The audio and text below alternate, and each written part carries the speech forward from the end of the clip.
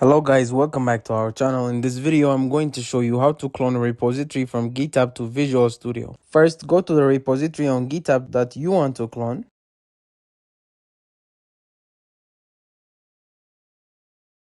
You can clone any public repository of anyone on GitHub and clone private and public repository of your own.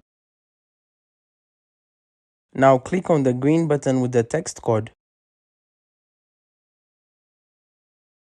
Then click here to copy the URL of the repository.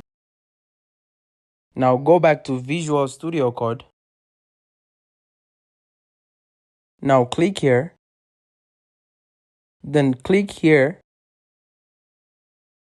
Now paste the URL and press enter.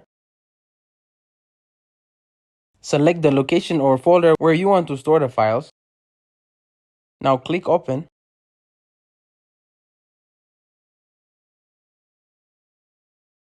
The repository is cloned successfully. Thank you guys for watching this video. If this video was helpful, don't forget to like and subscribe.